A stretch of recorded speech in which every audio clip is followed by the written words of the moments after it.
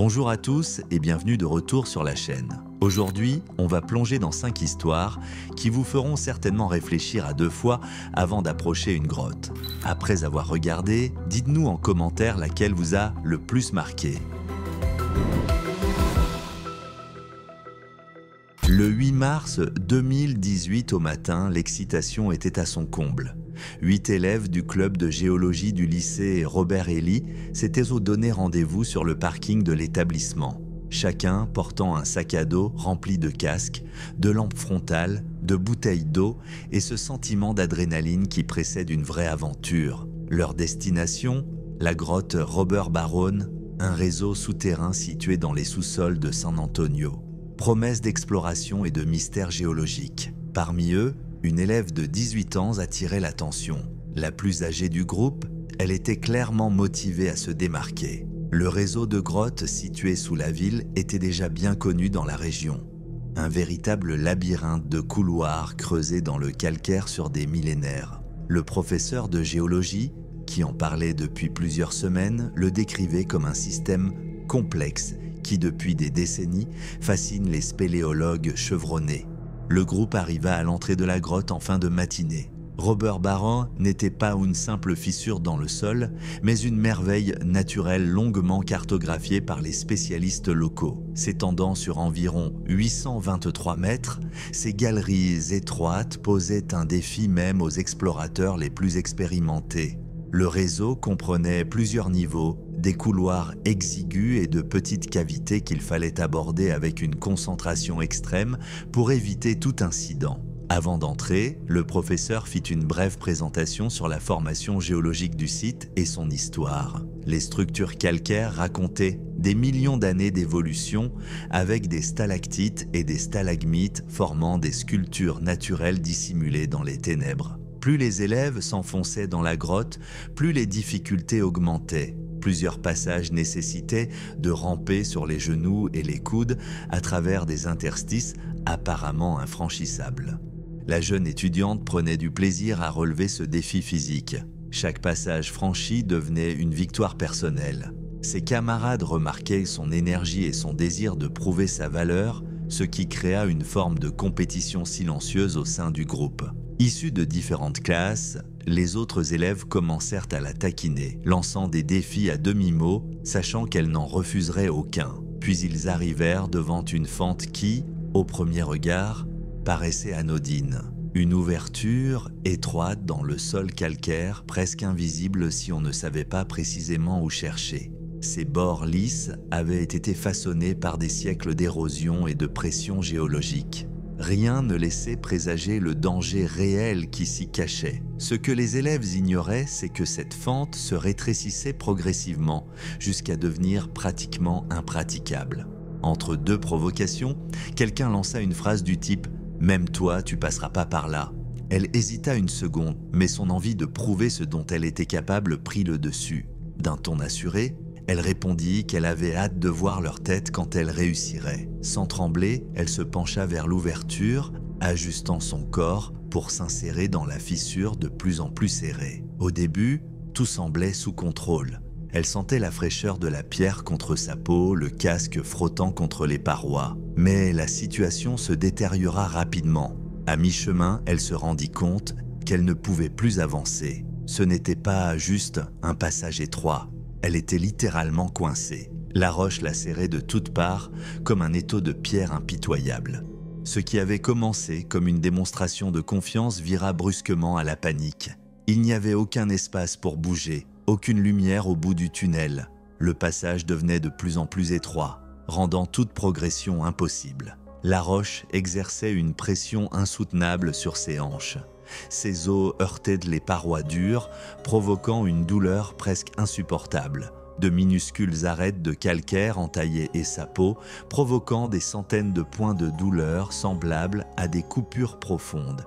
Ses camarades tentèrent de l'aider, l'attirant par les jambes, essayant de dégager un peu de place. Mais rien ne fonctionnait. La structure de la grotte était trop rigide pour permettre des mouvements brusques sans danger. Ils appelèrent le professeur qui, en voyant la scène, comprit immédiatement qu'il fallait appeler des spécialistes. La situation était critique. La jambe droite de la jeune fille était tordue dans un angle anormal, le genou plié d'une manière que le corps humain ne devrait pas supporter. Ses cris de douleur résonnaient dans les galeries, augmentant la panique ambiante. Le temps semblait suspendu. L'euphorie du début avait laissé place à l'épuisement et à la peur. Des crampes commencèrent à la paralyser. La douleur s'étendait dans tout son corps. Cette grotte, qui symbolisait l'aventure, devenait un piège mortel. 2 heures plus tard, la situation était devenue désespérée. Elle perdait peu à peu espoir. Malgré les efforts des autres, elle restait bloquée. C'est alors que les secours spécialisés des pompiers de San Antonio arrivèrent sur place. Ils abordèrent l'opération comme une intervention chirurgicale. Ils avaient déjà mené des sauvetages similaires, mais chaque cas avait ses défis. Robert Baran, avec ses passages exigus et ses formations instables, présentait des risques importants. Du matériel spécifique fut déployé, des outils portatifs capables de découper les roches sans provoquer de vibrations, des coussins de levage permettant de créer de minuscules ouvertures, ainsi que des dispositifs de communication pour rester en contact constant avec la victime et les membres dispersés de l'équipe. Pour la jeune fille coincée, un espoir subsistait, mais l'épreuve était loin d'être finie. Respirer devenait une lutte. Chaque inspiration nécessitait un effort conscient. Son torse était tellement comprimé qu'elle peinait à faire entrer l'air. Elle sentait ses côtes se comprimer lentement. Les secouristes savaient que le facteur temps jouait contre eux. Des heures de travail minutieux s'ensuivirent. Chaque mouvement était pesé, chaque décision discutée. L'équipe surveillait en continu ses signes vitaux, lui parlait, tentait de l'apaiser. Chaque centimètre gagné représentait une bataille contre les lois de la nature. Ils utilisèrent des caméras et des capteurs pour localiser précisément les zones de blocage, évitant tout mouvement inutile. Parfois, de petits morceaux de roche se détachaient, offrant de rares opportunités d'élargir le passage. Les secouristes agissaient comme un orchestre parfaitement coordonné. Chacun savait ce qu'il avait à faire. Ils continuèrent à creuser, à dégager, à ouvrir le passage. Après plus de 9 heures d'efforts intenses, une ouverture suffisante fut créée. Elle pouvait enfin bouger. L'étau mortel commençait à s'ouvrir. 3 membres de l'équipe formèrent une chaîne humaine. L'un d'eux saisit doucement ses pieds. Dans un ultime effort coordonné, ils tirèrent tous ensemble. Le silence pesait, mais en un instant, tout bascula. Des cris de joie éclatèrent. Après 11 heures d'angoisse, elle fut extraite de la fissure. Son corps était meurtri, fatigué, mais elle était libre. Une fois à l'air libre, le soulagement se lisait clairement sur son visage. Tremblante, exténuée, mais vivante. Elle reçut les premiers soins sur place, puis fut transférée à l'hôpital. Contre toute attente, malgré ses blessures de cerveau superficiel. Après quelques heures, elle put rentrer chez elle pour se reposer. La grotte, elle, resta inchangée, silencieuse, mystérieuse, indifférente. Monument naturel de la fragilité et de la résilience humaine.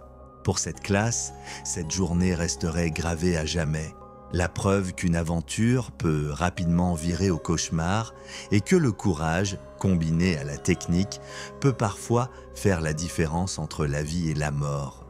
Comme il s'agit d'un compilé, à partir de maintenant, les voix de cette vidéo seront assurées par un autre narrateur, car à l'époque, j'en utilisais un différent. Cela dit, ce sont toujours des histoires intéressantes et je suis sûr qu'elles vont vous plaire. Nous sommes en 1930. Les États-Unis subissent encore les premiers contre-coups de la Grande Dépression. Les entreprises tentent tant bien que mal de rester à flot, et la North American Cement Company ne fait pas exception.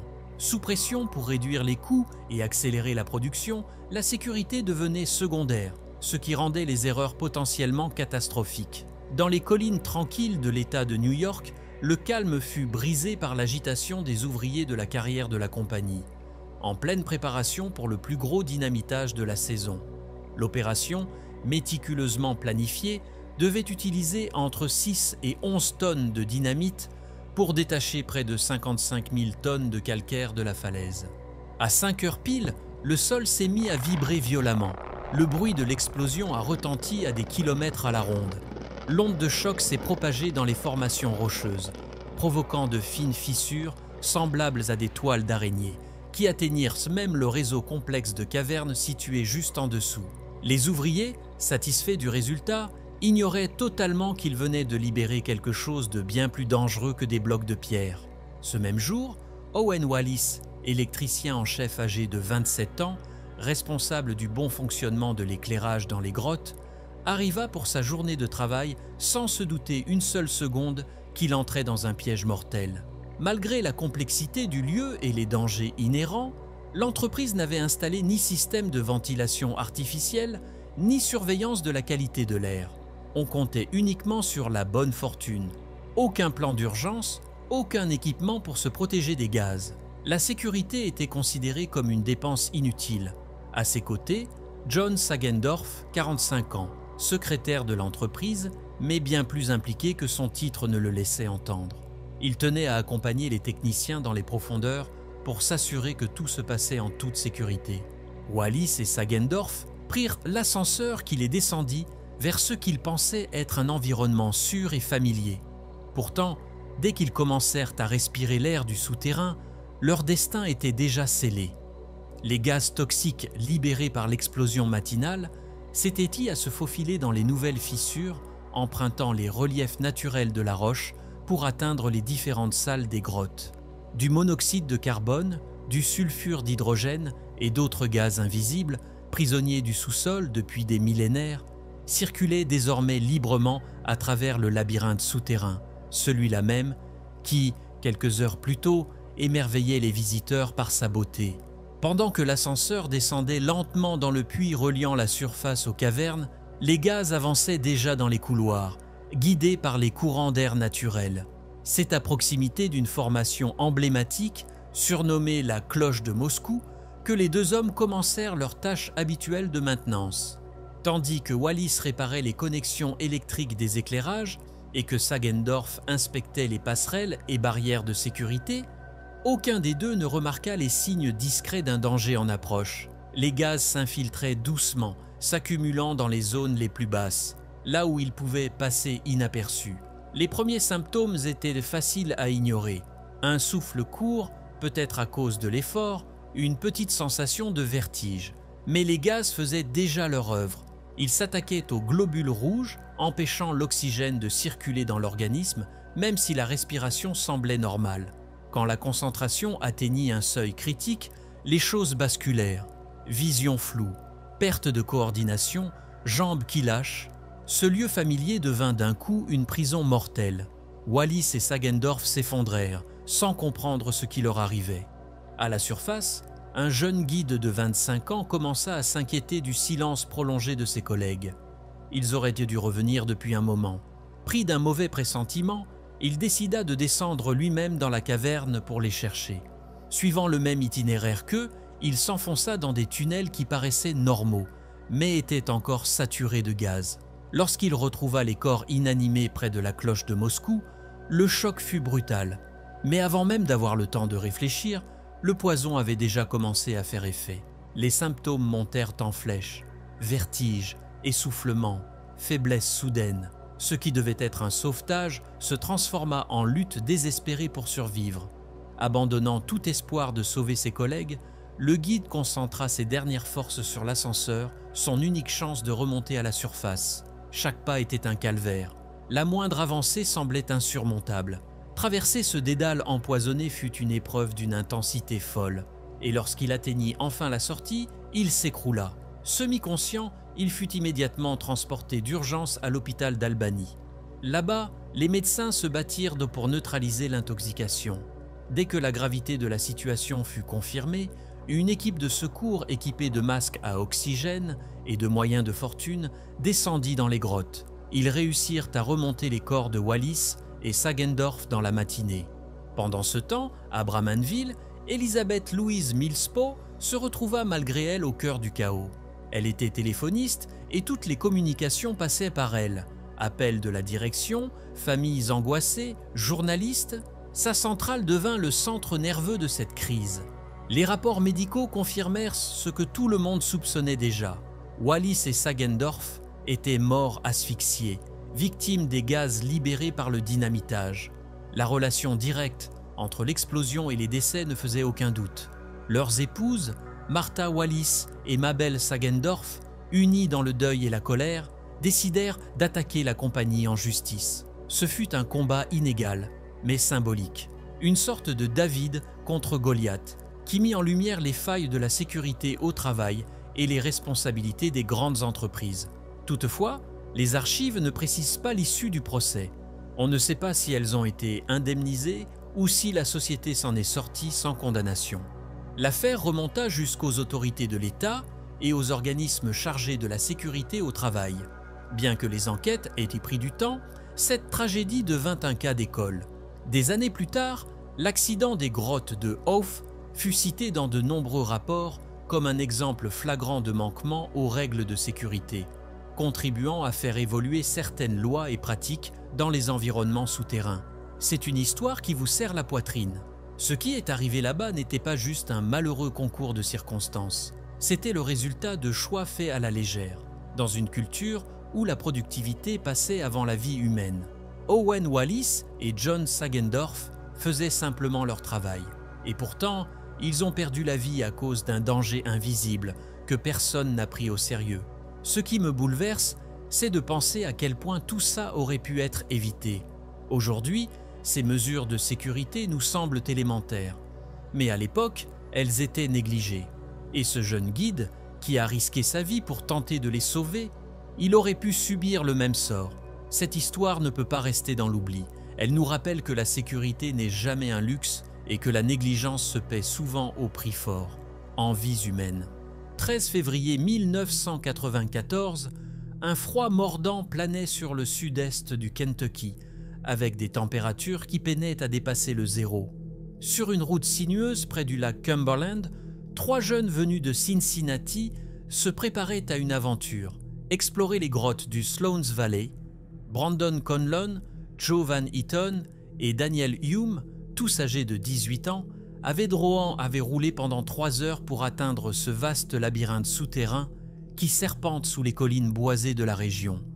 Aucun d'entre eux n'avait la moindre expérience en spéléologie. Leur préparation, pratiquement inexistante. Une seule lampe torche, des vêtements du quotidien et une bonne dose d'excitation. Pas de casque pour protéger la tête, pas de lumière de secours, rien à manger. Et malgré le fait que la température dans ces grottes reste autour de 13 degrés Celsius toute l'année, ils n'avaient même pas pensé à prendre des habits plus chauds. Ils sont entrés ensemble dans la grotte, laissant derrière eux ce jour d'hiver glacial pour s'enfoncer dans les ténèbres. Il n'aura fallu même pas une demi-heure à Daniel Hume pour changer d'avis. Il a dit qu'il sentait mal cette histoire et a préféré rebrousser chemin. Brandon et Joe ont poursuivi, en promettant de ressortir d'ici 2 heures. Dehors, Daniel est retourné à la voiture, a allumé le chauffage, baissé le siège et s'est contenté de regarder l'entrée de la grotte. Le temps a passé. Le soleil s'est couché. Toujours aucun signe de ses amis. À l'intérieur, Brandon et Joe, tout excités, admiraient les formations calcaires et profitaient de l'ambiance d'aventure. Leur unique lampe projetait des ombres mouvantes sur les parois, alors qu'ils s'enfonçaient de plus en plus loin dans les tunnels. Inexpérimentés, ils n'ont ni noté leur chemin, ni prêté attention au temps. À chaque embranchement, ils s'égaraient un peu plus. Daniel, toujours dans la voiture, se levait de temps en temps, jetait un œil à l'entrée, appelait une fois ses potes, puis retournait tranquillement se caler au chaud. Il n'a tenté d'arrêter personne, n'a pas utilisé son téléphone qu'il avait pourtant sur lui et n'a pas cherché d'aide. Pendant ce temps, à l'intérieur, les 2 amis commençaient à s'inquiéter. Le délai qu'ils s'étaient fixé était largement dépassé, mais le chemin devenait de plus en plus complexe. Les bifurcations paraissaient familières, mais menaient toujours ailleurs. Heureusement, pensait-il, Daniel savait où ils étaient. Il allait sûrement alerter les secours s'il tardait trop. La nuit est passée, le jour s'est levé. Daniel s'est réveillé dans la voiture, les vitres embuées. Il en a dégagé un petit coin avec la main pour regarder la grotte au loin. Il s'est dégourdi les jambes, a fait le tour de la voiture, puis s'est rassis. Pas de coup de fil, pas de demande d'aide. À l'intérieur, la situation devenait critique. La lampe commençait à faiblir. La lumière vacillait jusqu'à s'éteindre complètement. L'obscurité totale. Ils ne voyaient même plus leurs propres mains. Ils ont hurlé à l'aide, mais leur voix se perdait dans le réseau de tunnels. Ils ont tâtonné les murs, espérant retrouver la sortie, mais le labyrinthe semblait sans fin. Le froid, jusque-là supportable, s'infiltrait dans leurs os. Sans eau, sans nourriture, sans force. Ils se sont blottis l'un contre l'autre pour garder un peu de chaleur. Ils y croyaient encore. Daniel allait les faire sortir de là, pensait-il. Il avait dû alerter quelqu'un. La deuxième nuit est tombée. Les températures ont encore chuté. La pluie s'est transformée en grêle. Daniel, de son côté, se réveillait de temps en temps, changeait de position et se rendormait. Plus tard, il dira avoir passé plus de 30 heures à simplement dormir dans la voiture, pendant que ses amis erraient dans le noir complet. À aucun moment, il n'a pensé à appeler les secours. Dans la grotte, Brandon et Joe avaient perdu toute notion du temps, affamés, déshydratés, épuisés. Le froid les empêchait de bouger. Ils ne marchaient plus. Ils restaient au même endroit, économisant le peu d'énergie qu'il leur restait et criant de temps en temps avec l'espoir d'être entendus. Ce qui les faisait encore tenir debout, c'était cette confiance en Daniel. Ils étaient persuadés qu'il avait tout mis en œuvre pour les retrouver. Ce n'est qu'au bout de 2 jours que Daniel s'est enfin décidé à sortir acheter quelque chose dans une boutique du coin. Là, il a mentionné, comme si de rien n'était, que ses amis étaient encore dans la grotte. Le ton détaché a immédiatement éveillé les soupçons. Des gens autour ont entendu la conversation et ont compris le danger. En apprenant que les 2 jeunes étaient coincés là-dedans depuis la veille, un habitant a aussitôt appelé les secours. L'opération de sauvetage a démarré sans tarder. Des spéléologues expérimentés de la région ont rejoint les secours. Ils sont entrés dans la grotte avec tout le nécessaire, casque avec lampe frontale, lampe de rechange, trousse de secours, nourriture, eau, radio. À l'intérieur, Brandon et Joe ont entendu du bruit. Au début, ils ont cru halluciner. Puis les bruits sont devenus des voix. On les appelait. Bientôt, une lumière est apparue au loin. Moins de 2 heures après le début de la recherche, les secouristes les ont retrouvés à environ 120 mètres de l'entrée. Ils étaient enlacés, désorientés, affaiblis par la faim et la soif. Ils avaient repassé plus de 30 heures dans le noir total, ne survivant que grâce à l'espoir d'être sauvés. Après avoir bu et mangé un peu, ils ont pu sortir en marchant. Ils ont dû réapprendre à supporter la lumière du jour, leurs yeux étant complètement adaptés à l'obscurité. Daniel les attendait là, toujours aussi froids, comme s'il ne s'était rien passé. Quand on lui a demandé pourquoi il n'avait jamais appelé les secours, sa réponse a laissé tout le monde sans voix. « Je ne voulais pas alerter pour rien au cas où il réapparaîtrait. » Comme si déranger les gens était plus grave que de risquer la mort de ses amis.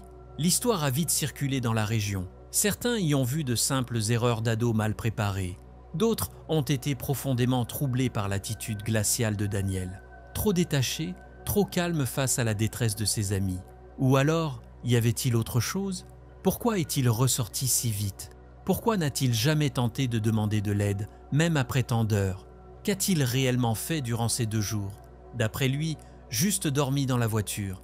Brandon et Joe n'ont découvert toute la vérité qu'après leur sauvetage, et le choc se lisait sur leur visage. La confiance qu'ils avaient placée en leur ami était une illusion. Ce n'était pas lui qui les avait sauvés. C'étaient des inconnus, poussés par un élan sincère d'inquiétude. Cette révélation a profondément ébranlé leur vision de l'amitié et de la confiance. Aucune infraction n'a pu être prouvée, donc Daniel n'a jamais été poursuivi.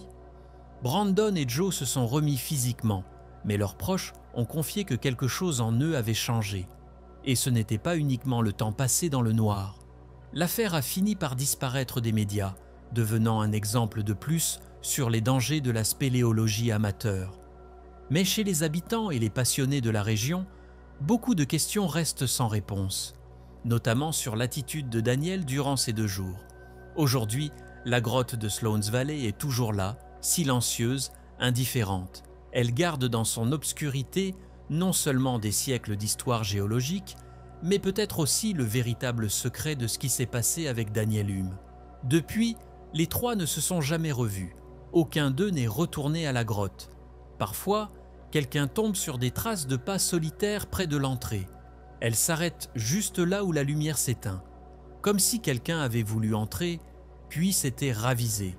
En quête de réponse ou fuyant quelque chose? Difficile à dire, comme tant d'autres éléments de cette histoire, tout reste enveloppé de mystère. Avec un ami pareil, pas besoin d'ennemis, non? Franchement, je me demande comment il a pu trouver ça normal que ses deux potes disparaissent aussi longtemps sans s'inquiéter une seule seconde. La Hidden River Cave, située à Horse Cave, dans le Kentucky, est tout sauf une grotte ordinaire. Autrefois, elle a servi de source d'eau potable et d'énergie hydroélectrique. Mais elle fut fermée en 1943 après des décennies de pollution due aux eaux usées domestiques et industrielles. Pendant 50 ans, l'entrée de la grotte a dégagé des gaz toxiques et l'endroit a été pratiquement abandonné. Ce n'est que dans les années 1990, grâce à un nouveau système d'assainissement et à l'action de l'American Cave Conservation Association, qu'elle a entamé une restauration spectaculaire. En 1992, le musée American Cave a ouvert ses portes et la grotte a de nouveau accueilli le public. Aujourd'hui, c'est un lieu prisé pour le tourisme et l'éducation environnementale, considéré comme l'une des plus grandes réussites de restauration de grottes aux États-Unis. C'est un immense réseau souterrain qui s'étend sur plusieurs kilomètres, avec des galeries qui s'enfoncent dans une obscurité totale. Elle doit son nom à la rivière souterraine qui serpente dans ses profondeurs. La plupart des élèves présents n'avaient jamais fait de spéléologie. Le professeur, enthousiaste, avait organisé cette sortie pour enseigner la géologie et les écosystèmes souterrains d'une manière mémorable. Équipés de lampes frontales, de matériel de sécurité basique et de la naïve confiance que donnait ce beau temps, ils se sont enfoncés dans la grotte. À chaque pas, ils s'éloignaient un peu plus du monde extérieur et plongeaient dans un univers totalement nouveau. Les couloirs de la Hidden River Cave ressemblaient à un labyrinthe humide et sombre, alternant tunnels étroits et vastes salles. La température y restait constante, et après environ 2 km de marche, ils étaient complètement coupés de la surface. Aucun réseau téléphonique, aucun bruit venant de dehors. Leur sécurité reposait uniquement sur leur guide et leur préparation. Mais dehors, la nature changeait de visage. Pendant qu'ils exploraient les salles les plus profondes, des nuages sombres se formaient rapidement. Une supercellule, le genre de tempête capable de déverser des trombes d'eau en quelques minutes, prenait forme. Les premières gouttes passèrent inaperçues, mais très vite, la pluie devint violente, gonflant les ruisseaux, inondant les vallées et transformant le terrain en un torrent incontrôlable. Sous terre, personne ne se doutait de rien. Ils observaient encore les formations rocheuses et la vie souterraine, alors que des millions de litres d'eau commençaient à s'engouffrer dans l'entrée. Les rivières souterraines fonctionnent comme des entonnoirs naturels. Toute l'eau de surface finit par descendre par fissures, failles ou ouvertures directes. En temps normal, cela alimente de petits ruisseaux paisibles, mais avec une pluie extrême, cela devient une inondation meurtrière en quelques minutes. À l'extérieur, David Foster, directeur de la Hidden River Cave, et le guide du groupe surveillaient la situation. Ils réalisèrent vite qu'il ne s'agissait pas d'une simple averse. La rivière souterraine, qu'ils connaissaient si bien, devenait un monstre. En mesurant la montée de l'eau, ils constatèrent, horrifiés, qu'elle gagnait à une vitesse folle, 30 cm, 60, presque 1 mètre, et ça continuait. Les inondations souterraines n'ont rien à voir avec celles de la surface. L'eau n'a nulle part où s'étaler et s'engouffre avec une puissance énorme. Foster et le guide devaient décider. Attendre que le groupe trouve un point haut ou intervenir immédiatement. Ils savaient qu'à près de 2 km de profondeur, peu d'endroits offraient un abri sûr. Attendre signifiait condamner le groupe. Sans hésiter, ils prirent le matériel de secours et entrèrent dans la grotte déjà inondée. Avancer dans une caverne qui se remplit d'eau, c'est comme marcher à contre-courant d'une cascade couchée. La force vous pousse sans relâche, et le moindre faux pas peut vous emporter vers des zones encore plus dangereuses. Ils progressaient à tâtons, l'eau jusqu'à la poitrine, s'aidant des parois et des reliefs du plafond, luttant pour garder l'équilibre. Pendant ce temps, à l'intérieur, le groupe comprit que quelque chose tournait mal. Le petit ruisseau à leur côté s'était transformé en torrent. Le murmure de l'eau était devenu un rugissement. En voulant faire demi-tour, ils constatèrent que le chemin était déjà submergé. Les lampes révélaient un décor apocalyptique. L'eau boueuse envahissait des zones qui, quelques heures plus tôt, étaient sèches. Les adolescents se serrèrent autour du professeur sur une petite hauteur. Certains pleuraient, d'autres restaient figés. Le professeur tentait de garder son sang-froid, mais il savait que même si la pluie cessait tout de suite, il faudrait des heures, voire des jours, pour que l'eau redescende. Ils se plaquèrent contre la paroi la plus haute possible. L'eau monta des chevilles à la taille en un rien de temps. Dans un espace aussi étroit, quelques centimètres pouvaient faire la différence entre la vie et la mort. Foster et son collègue, connaissant parfaitement la grotte, tentaient de deviner où se trouvait le groupe. Après plusieurs suppositions et bifurcations, ils finirent par tomber sur les 9 jeunes agrippés à la roche, frigorifiés et terrifiés. Revenir sur leurs pas était impossible, le chemin était noyé. Mais le guide savait qu'il existait des passages secondaires, rarement utilisés, menant à des zones plus hautes. Il attacha une corde à sa taille et demanda à chacun de s'y tenir. Ce qui suivit fut un parcours éprouvant dans des galeries étroites et inondées, alternant marche avec l'eau jusqu'à la poitrine et nage en apnée dans des sections complètement submergées. Il fallut se faufiler dans des fissures à peine plus larges qu'un corps, escalader des rochers glissants et ramper sous des plafonds si bas qu'il fallait avancer à 4 pattes. À plusieurs reprises, certains glissèrent et manquèrent d'être emportés, mais la corde les sauva. L'eau glaciale et trouble, remplie de branches et de débris, compliquait tout. Chaque mètre gagné était une lutte contre une force qui semblait vouloir les aspirer. Après ce qui parut une éternité, ils atteignirent enfin un niveau plus élevé, épargnés par l'inondation. De là, ils purent continuer par des passages secs jusqu'à une sortie non touchée par la crue principale. En retrouvant la surface, ils étaient épuisés, en hypothermie et complètement secoués, mais vivants. Les 9 avaient survécu à une situation qui aurait pu être fatale.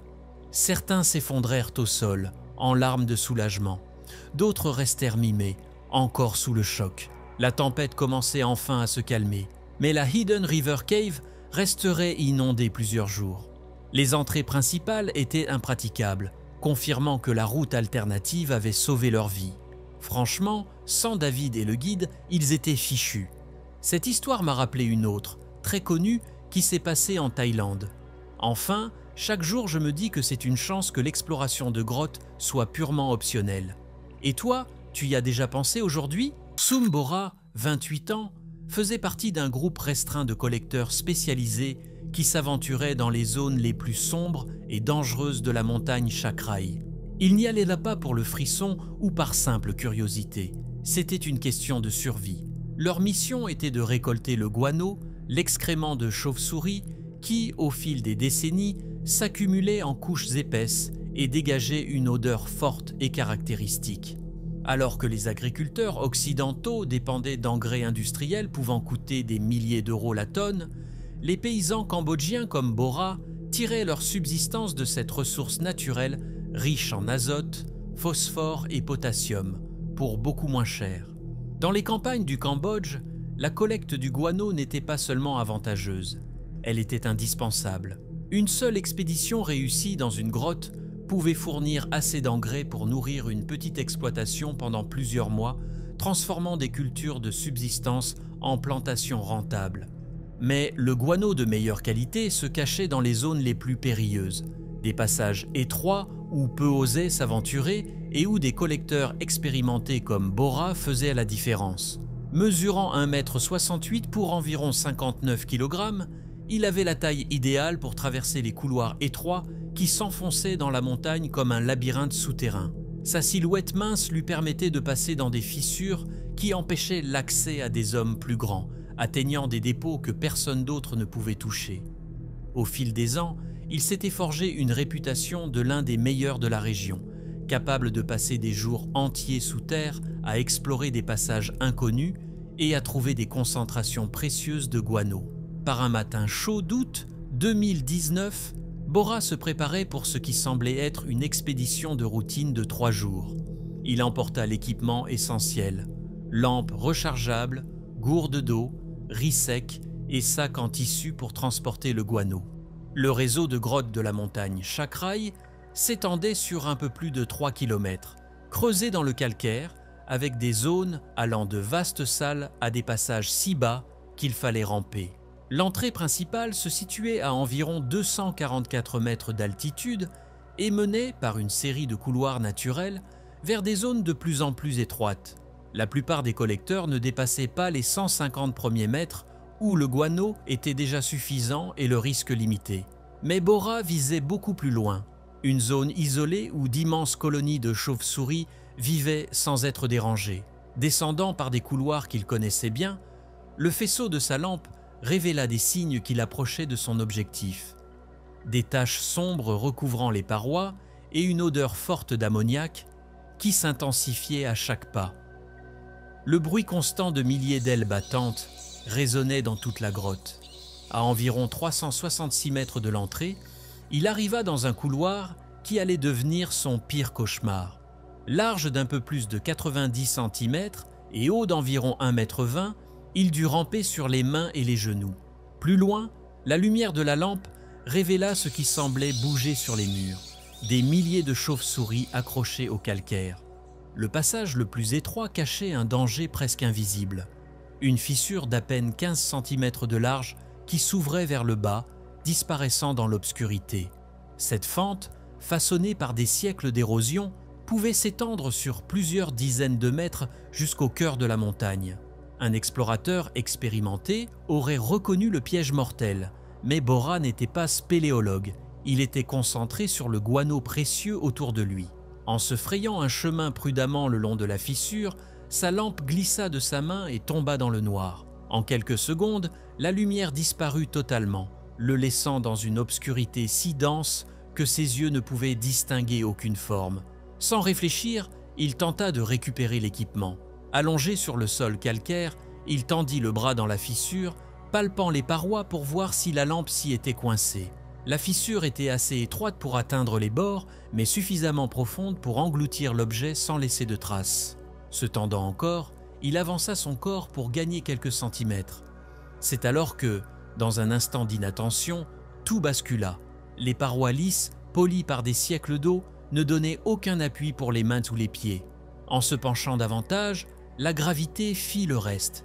Il glissa, son torse entrant dans la fissure jusqu'à se coincer au niveau de la poitrine, les jambes restant dehors. La fissure se rétrécissait en descendant, agissant comme un entonnoir naturel qui le paralysa. Les premières tentatives pour se libérer révélèrent l'horreur. Plus il bougeait, plus le calcaire comprimait ses côtes, empêchant toute remontée. Ses bras collés au corps ne pouvaient presque pas bouger. Sans appui et avec son propre poids comme obstacle, s'échapper semblait impossible. Les heures passaient dans cette obscurité totale. Sa voix résonnait dans les galeries tandis qu'il criait à l'aide, conscient que personne ne s'aventurait aussi profondément dans ce labyrinthe souterrain. La température à l'intérieur de la grotte restait stable, mais la position dans laquelle Bora était coincé empêchait la circulation normale du sang et le froid commençait à envahir ses extrémités. Sans pouvoir atteindre son sac posé sur le sol, quelques mètres plus haut, le manque d'eau devint rapidement une menace immédiate. Le poids psychologique était peut-être plus dévastateur que l'inconfort physique. Bora se retrouvait face à la possibilité terrifiante de mourir seul, dans l'obscurité la plus totale, coincé dans une fissure à peine plus large que son corps, sans aucune chance de s'en sortir. La première journée s'égrena jusqu'à la nuit, même si là-dedans, l'obscurité était constante, et son corps commença à montrer des signes de fatigue extrême. La position forcée provoquait des crampes douloureuses et la pression constante sur sa poitrine rendait sa respiration de plus en plus difficile. L'espoir initial qu'on vienne le chercher laissait place à un sentiment de désespoir, à mesure qu'il évaluait ses maigres chances d'être secouru. Les heures passaient, les jours s'égrenaient, et Bora restait coincé au même endroit, incapable de bouger. Le deuxième jour apporta un niveau de souffrance encore plus intense. La déshydratation provoquait de violents maux de tête et une confusion mentale. L'immobilité aggravait la circulation dans ses bras et ses jambes, et il avait l'impression que les parois de calcaire se resserraient de plus en plus sur son corps. Peut-être amplifié par son état psychologique dégradé, ses tentatives de crier à l'aide devenait rare et faible, car il devait économiser son énergie tout en se résignant à la proximité de la mort. Le troisième jour, son esprit plongea dans un désespoir profond. Bora en vint à envisager sérieusement de mettre fin à ses jours, pensant que ce serait moins cruel que d'attendre l'agonie lente de la faim et de la soif. L'obscurité totale et le silence oppressant commencèrent à affecter sa santé mentale, provoquant hallucinations et distorsions du temps. Par moments, il souhaitait que la mort arrive rapidement, juste pour mettre fin à cette souffrance physique et mentale. Pendant ce temps, à environ 19 km de là, dans son village, sa famille commençait à s'inquiéter. Des expéditions de 3 jours étaient habituelles pour Bora, mais il revenait toujours à la date prévue. Son frère, lui aussi habitué à la collecte de guano, se souvenait que Bora avait mentionné la montagne Chakrai comme destination. Le 4e jour, il rassembla un petit groupe et partit à sa recherche. Le point de départ fut l'entrée principale de la grotte, où des traces fraîches dans la boue indiquaient qu'on y était entré récemment. Suivant les chemins utilisés par les collecteurs, le groupe s'enfonça plus loin que la plupart des gens n'osaient jamais aller. À environ 305 mètres à l'intérieur du système, le frère de Bora entendit un son qui le paralysa, un faible gémissement humain résonnant au milieu du bruit constant des ailes des chauves-souris. Guidé par la voix, il rampait à travers un couloir étroit jusqu'à la fameuse fissure.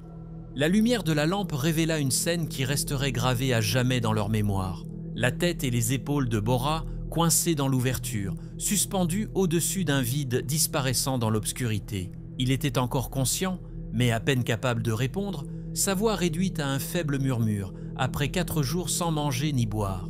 Le sauvetage dépassait largement les capacités d'un groupe familial improvisé. Le frère alerta les autorités locales, déclenchant la plus grande opération de secours en grotte jamais réalisée dans la province de Battambang. Plus de 200 personnes se mobilisèrent sur la montagne Chakrai. Policiers, pompiers, équipes médicales et spéléologues expérimentés venus de différentes régions. L'opération représentait un défi technique inédit. Extraire quelqu'un coincé dans une fissure de seulement 15 cm, située à plus de 366 mètres de profondeur à l'intérieur du système de grotte. 10 heures de travail coordonné furent nécessaires, avec des équipes se relayant pour élargir l'ouverture à l'aide d'outils manuels, grattant soigneusement le calcaire sans provoquer d'effondrement ni blesser Bora. Pendant ce temps, les médecins montèrent un dispositif pour fournir du sérum intraveineux et des médicaments contre la douleur, et des volontaires se positionnèrent le long du couloir étroit pour transmettre les messages entre le rescapé et les équipes. Enfin, après 4 jours et 17 heures de captivité, Bora fut extrait de la fissure qui avait failli devenir sa tombe. Il fut immédiatement transporté à l'hôpital provincial de Battambang où des examens révélèrent déshydratation, lésions musculaires dues à l'immobilisation prolongée et blessures légères à la tête, la poitrine et les genoux. Incroyablement, il n'y avait pas de séquelles physiques graves, mais le traumatisme psychologique nécessiterait des mois de récupération. Dans des interviews après le sauvetage, Bora admit avoir atteint un niveau de souffrance si extrême qu'il aurait mis fin à ses jours si cela avait été possible. Sa survie ne tenait ni à l'espoir ni à la détermination, mais au simple fait qu'il n'avait aucun moyen de mettre fin à son calvaire.